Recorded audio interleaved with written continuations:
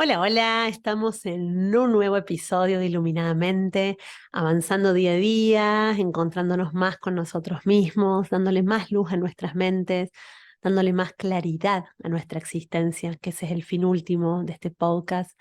Y esto tiene que ver con mi propósito de vida, poder acompañar a que en cada espacio haya un poco más de luz. Y en el tema de hoy tiene que ver con el poder de la percepción. Sí. El poder de la percepción porque, como veníamos viendo en el episodio anterior, en realidad las cosas no son lo que vemos, las vemos como somos. Esto decía Confucio, un filósofo chino. Las cosas no son lo que vemos, las vemos como somos. ¿Qué significa esto?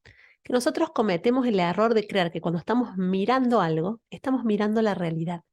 Y en realidad, no estamos mirando la realidad. Estamos viendo la proyección de la información que traemos previa en nuestra conciencia. Estamos haciendo una proyección de lo que existe dentro nuestro, no de lo que existe por fuera. Entonces, cuando uno dice, para cambiar la realidad tenés que cambiar, lo que tenés que hacer es cambiar de percepción. Todas las terapias que existen y todas las que haces tienen que ver con la percepción, tienen que ver con hacer un cambio de percepción, de pararte en un lugar distinto. Porque los seres humanos nos peleamos porque queremos tener la verdad. Y lo cierto es que es casi imposible que exista una verdad absoluta, porque todo va a depender del observador que observa. Sin embargo, existen como dos ilusiones o dos sesgos cognitivos que nos hace creer que la verdad existe. Uno de ellos es la coincidencia. La coincidencia es cuando uno dice, si para mí, para Juan y para Pedro, Laura no es una buena persona, entonces Laura no es una buena persona porque nosotros tres la vemos como que no es una buena persona. Pero eso no nos dice más que vos, Juan y Pedro son observadores parecidos, pero no me dice que Laura sea una mala persona, porque yo primero tendría que saber qué significa para ustedes mala persona. Después tendría que saber qué les hizo Laura a ustedes, hasta qué punto no fue un error de comunicación o una interferencia en la comunicación, una brecha que se dice que ya existe en la comunicación. Entonces yo no me puedo quedar con el juicio que un grupo de personas en común me dicen sobre una persona. Porque que haya coincidencia no significa que sea lo mejor, ni significa que sea lo peor. Significa simplemente que coinciden los tipos de observadores. Nada más. Ese es el único dato que nos da. Otro dato no nos da. Otro error, disculpen, en el tema de creer que existe una verdad absoluta es la eficacia en el hecho o en la acción. Cuando uno dice, mira, hijo, a mí me fue bien porque yo me forcé, me levantaba temprano, trabajaba todo el día y gracias a esto que yo hice me fue bien. Eso significa que lo que vos hiciste fue eficaz y que funcionó para vos en la época de la vida que vos lo hiciste. Pero no significa que sea una verdad que tu método es el único que funcione. Tengo que ver cuál es el que funciona para mí, pero eso no es la verdad, es un método más para hacer las cosas. Entonces, sacando esto, nosotros podríamos decir que vivimos la vida como si estuviéramos viendo la verdad, como si estuviéramos viendo la realidad. Nos peleamos con las personas casándonos totalmente con una forma de ver la vida, con una forma de, de sostener que lo que a mí me pasa o lo que yo estoy viendo es como son las cosas. Que esto no tiene más que ver que con tu nivel de conciencia. El nivel de conciencia es como tu nivel de despertar, tu nivel de estar en conexión con la vida, en conexión con el espíritu. Y de alguna manera es muy bueno tener la humildad de aceptar que quizás, como yo estoy viendo las cosas, no es como las cosas son. Quizás como yo estoy mirando la realidad, no es como la realidad es. Y quizás hay algo que se me está escapando, pero se me escapa de tal forma que no llego ni siquiera a acercarme a la posible forma de ver las cosas para la otra persona. Así terminan las relaciones de pareja, así terminan las amistades, así terminan las guerras, así empiezan las guerras en realidad, cuando nosotros nos cerramos y nos hacemos vehementes con la verdad y queremos que todo el resto se venga y se ponga de acuerdo a nuestra verdad. Y en realidad es como esta imagen que da tantas vueltas, que hay un 6 y hay una persona de un lado y una persona del otro. Entonces uno ve el 6 y el otro ve el 9. Entonces hay un 6 y hay un 9. Ahora, la humildad hace que la persona que está viendo el 6 si esta persona tiene conciencia que la verdad no existe y que todo depende del observador que observa, puede correrse de donde está y acercarse a la persona que está viendo el 9 y le puede preguntar, ¿dónde estás viendo un 9? Porque yo no la estoy viendo. Nuestra percepción de la realidad hace que nos sintamos perseguidos, hace que sintamos que la gente nos discrimina, hace que sintamos que no tenemos la cantidad de amigos necesarios que tendríamos que tener para ser una persona de valor, o que no tenemos la cantidad de títulos, o no tenemos la cantidad de dinero. Y todo esto tiene que ver con nuestra percepción de la realidad, pero no con la realidad en sí misma. El valor nunca va a estar en algo externo de nosotros mismos. El valor es interno, pero para que el valor sea interno, tenés que tener un nivel de conciencia, de percepción interna apropiado. Cuando no te gusta cómo te está yendo tu vida, la única manera de que te vaya mejor es que hagas un cambio de percepción. Te cuento que es la única, ¿eh? Porque a partir de un cambio de percepción viene un cambio de acción. Y te voy a contar una historia, un ejemplo que te voy a dar de mi propia vida. Yo, desde pequeña, fui criada dentro del catolicismo. Y esto me hizo enamorarme mucho de Jesús. Estoy aún muy enamorada. He tenido muchas experiencias con Jesús y han sido maravillosas en mi vida y lo siguen siendo. Pero bueno, yo era tan católica que cumplía al pie de la letra lo que significaba ser un buen católico, un buen cristiano. Entonces yo andaba por el mundo queriendo que todo el mundo sea muy buen católico y cristiano como yo. Y le decía a las personas que tenían que hacer esto, aquello o aquello para poder salvarse. Pero les juro, no se me ríen. O sea, me están escuchando ahora y seguro están diciendo, nada, Sol, ¿en serio? Sí, en serio. O sea, andaba por la vida queriendo decirle a todo el mundo que haga lo que yo decía. Bueno, estaba convencida, también vivía con mucho miedo, con mucho terror al infierno, tenía mucho miedo de ser castigada por cualquier cosa, veía, veía como pecado por todos lados, yo procuraba no pecar por nada del mundo, quería cumplir al pie de la letra todo lo que mandaba el catolicismo. ¿Sí? Estoy hablando del catolicismo y no digo las escrituras porque a veces es distinto. Institucionalmente es una cosa y lo que es o sea, la religión es una cosa y la espiritualidad es otra. Pero bueno, el punto es que yo estaba tan convencida que todos me decían, che, ¿estás convencida? Y convencías a un montón. Sí, sí, yo estaba convencida. La cuestión es que a los 27 años tuve la oportunidad de viajar con mi hermana Celeste y nos fuimos a recorrer Egipto, Israel y Grecia, que eran países que yo tenía mucho deseo de conocer. Egipto por las pirámides, por la historia, siempre tuve deseo de conocerlo. Israel porque quería ir a Jerusalén y Grecia, bueno, porque es paradisíaco y quedaba ahí de paso.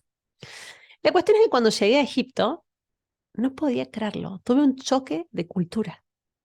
Tuve un choque en donde yo dije, ¿qué es esto? O sea, nuestro guía turístico me quería convencer, a mi hermana y a mí nos quería convencer de que nos tapemos los codos, porque nuestros codos estaban al aire libre y para los musulmanes mostrar los codos es como estar pecando o estar provocando a los hombres. Y yo no entendía nada, imagínense, yo digo, ¿qué le pasa? Sin nada que ver, o sea, ¿qué puede tener de interesante un codo?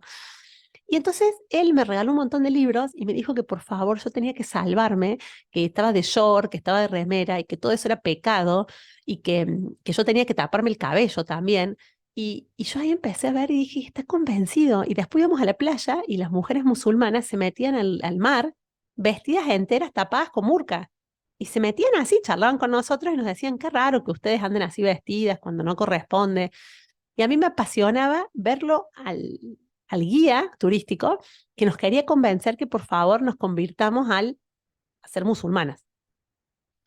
Bueno, fue tanto el choque y después fuimos a Israel. Cuando llegamos a Israel fuimos a Grecia y ahí me enteré el tema que estaban, o sea, hay armas por todos lados en Grecia. Había personas armadas por todos lados, o sea, está lleno de militares, están todos cuidando la Tierra Santa. Y lo que es Jerusalén está dividido en cuatro. Por un lado están los católicos, por otro lado los católicos conservantes, o sea, están los que se adhirieron al Vaticano II y los que no. Por otro lado están los musulmanes y por otro lado están los judíos. O sea que la tierra prometida está dividida en cuatro personas o grupos de personas que están convencidos que ellos son dueños de la verdad. Terrible. Yo cuando llegué fue tal mi decepción. Yo dije, entonces vivimos la vida creyendo que somos dueños de la verdad. Yo les cuento que hasta ahí yo no me animaba a conocer otras religiones, porque para mí iba en contra del catolicismo, así que no me animaba a meditar, no me animaba a nada que no tenga que ver con el catolicismo. Tenía una percepción tan sesgada de la realidad, tan juzgadora, tan exigente, tan intransigente. No saben lo que era yo, o sea, era una cosa que era imposible conversar conmigo porque ya para mí todo era pecado. Cuando viví lo que viví en Egipto y después en Jerusalén, me di cuenta que mi manera de ver la realidad y mi religión era solamente una manera más de ver la realidad. Y después empecé a estudiar todas las religiones, les cuento. Después ya viajé al sudeste asiático, estuve con los hinduistas, estuve con los budistas, empecé a investigar a fondo cada religión y hasta me enteré que la católica, unida con los cristianos, digamos, con los evangelistas, queda tercera o cuarta dentro de la cantidad de personas que hay en el mundo.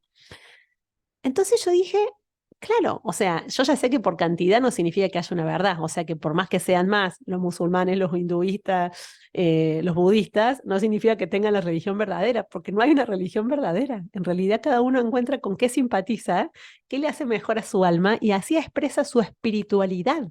Que eso sí me atrevo a decir que es algo que necesitamos los seres humanos, una vida espiritual. Yo cuando viví esto, tuve lo que se llama una metanoia.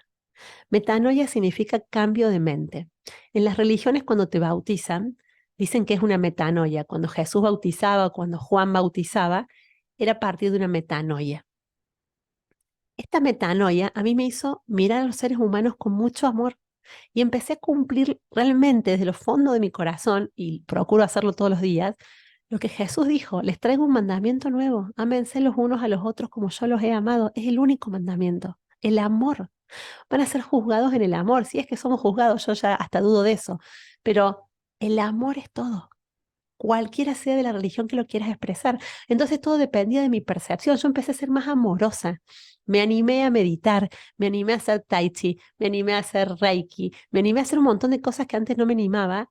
Y pero porque antes les tenía miedo, o sea, antes lo hacía desde el miedo. Hoy elijo hacerlo o no hacerlo desde la libertad, pero no desde el miedo, porque sé que nada puede hacerme daño porque yo estoy en el amor.